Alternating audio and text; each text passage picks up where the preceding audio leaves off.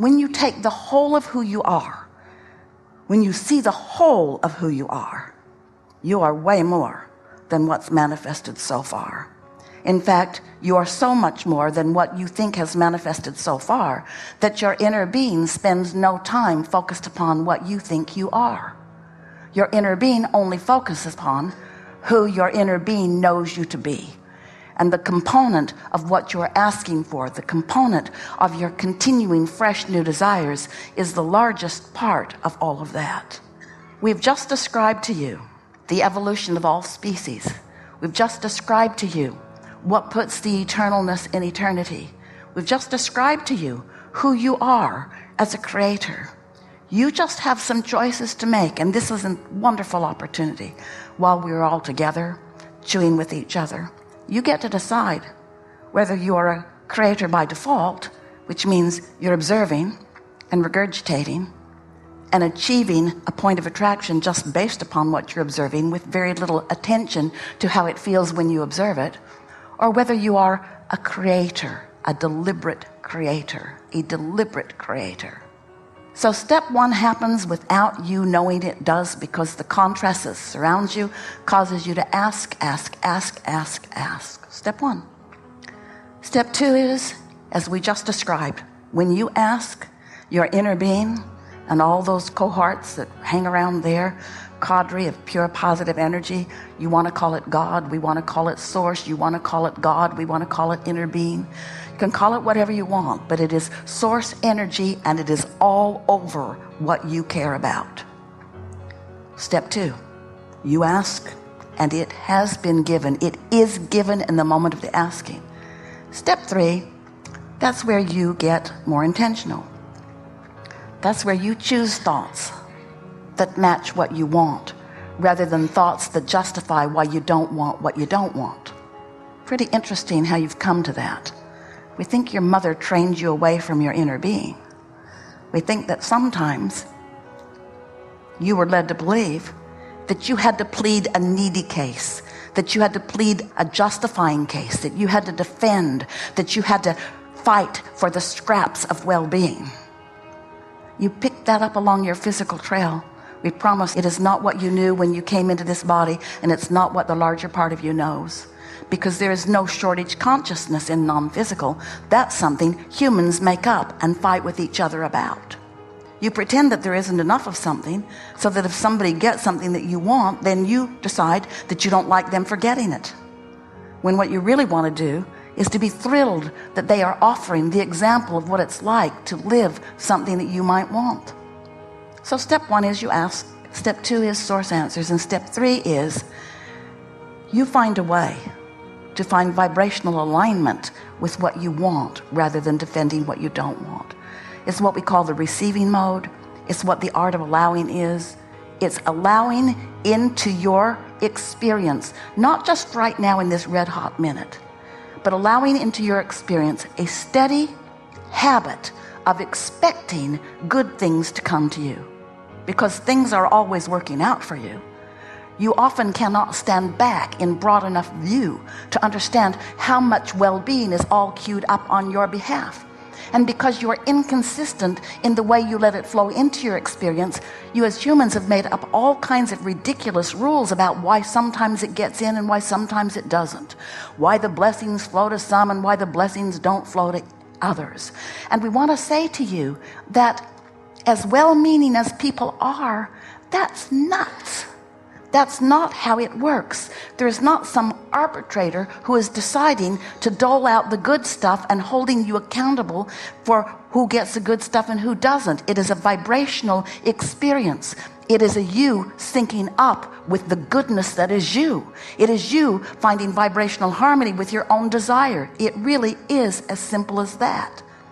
There's a steady stream of well-being flowing to you at all times. It's raining down all around you, and you get to decide how open and receptive to that pure positive energy you are, or how resistant you are. which means you get to decide whether you are worthy enough to let it in, or you get to make up stuff that helps you to convince yourself that you are not worthy. But we promise you, every bit of that you picked up along your physical trail from somebody else that picked it up along their physical trail from somebody else who, for whatever reason, figured out a way to pinch off the well-being and then acted as a demonstrator of no well-being and then made up stories to scare you about your own well-being. Most people want to control the environment around them, which includes you. And so there are all kinds of crazy things that are told to you to make you conform so that they can observe more of what they seem to need to observe in order to feel good. They will say to you, if you are speaking as we are, or even to us, they will say, you teach selfishness. And we say, yes, we do. Because if you are not aware of self, and if you are not selfish enough to sync up with the true self that is you, if you are not selfish enough to be the true self, the total self, the whole self that is you, then you got some resistance going on. There's split energy in you, and you don't feel that good. That's what negative emotion is. Negative emotion every single time is you asking for something with the source energy part of you and denying yourself of it with the physical part of you. It's you facing a reality of some sort that you don't want and speaking of it in order to convince someone that somebody should do something so that you can get more of what you want. That we don't disagree with. Somebody should do something, and that somebody that should, or the only one who can, is you. You are the only one who can come into vibrational alignment with your own inner being.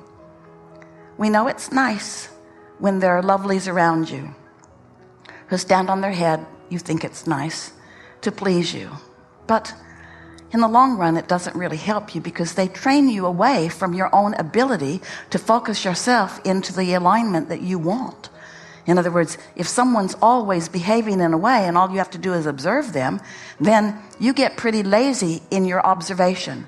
And when you're lazy in your observation, then you are most often full of vibrational resistance that is holding apart from you things that you want. And then you make up stories about why that is so. So in the hours that are before us on this wonderful voyage, we'll chew through a lot of that together. We will be eager to speak with you about anything that is important to you, because we want you to understand that step 1 and step 2 have already happened. And we want to help you recognize when you are accomplishing step 3 in a beneficial way. And we want you to get so good at step 3 that you can call yourself the achiever of step 4, because step 4 is mastery of step 3. We like it so much when you are able to direct your thoughts as you intend to.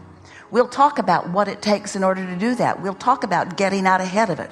We'll talk about the things that make it most easy for you to do it. Most of all, we'll talk about things like meditation, which gives you a way head start about it. But mostly, we want to let you know that we know for sure,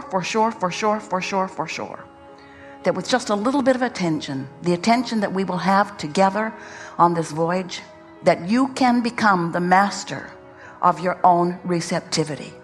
And in doing so, not only will you join forces with your inner being about allowing into your experience the things that you want, but you will stand as a human example that others can see, that will help them to understand that life is as good as you will ask for and then allow it to be. You'll get so good at this that you'll be back in a contrasting moment, because you live in a world where there is variety. But instead of feeling negative emotion, you will feel invigoration. You will have a sense of adventure about it, because you will understand that you're on the cusp of giving birth to something that is more, and you will no longer be beating up on yourself for standing in a place that is producing a little bit of negative emotion. If you are standing often in negative emotion, then this is going to be the best 10 days of your life, because standing in negative emotion has a certain feel to it that when it is released incrementally leaves you soaring. It leaves you lighthearted. It's like rebooting yourself. It's like replenishment. It's like a complete redo of the whole ship. Oh yeah, that just happened. We are eager to play with you. We'll begin again tomorrow. Don't worry about anything. We're going to have clarity and fun together.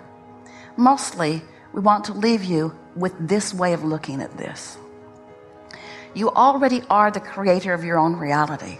And from our perspective, you are doing extremely well. But we know you from the whole of you, because we know you not because we remember who you were as you decided to come into this body. It's because we know who you are in your current vortex. And that's one thing that is so important for you to know about your inner being. Your inner being knows where you stand in your physical humanness in relationship to who you really are and all that you've become. And that matters so much, because everything you feel is about that vibrational relationship, the relationship between who you have become and who you are letting yourself be. And nobody else on the planet has anything to do with that. No one's in your way. No one's holding you back. No one has power over you. No one is doing things to you. Everything that is happening to you is by your asking and your, to whatever degree that you are letting it in. And as you are getting off this ship at the end of this voyage, it is our promise to you that you will know that, you will know that, you will know that for sure.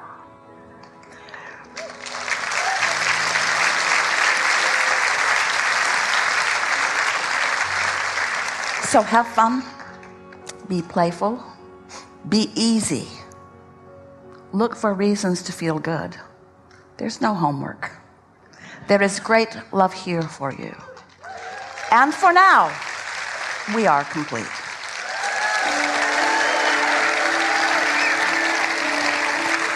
How good. I can't wait. I can't wait. Thank you so much. I love you guys. Thank you. Thank you so much.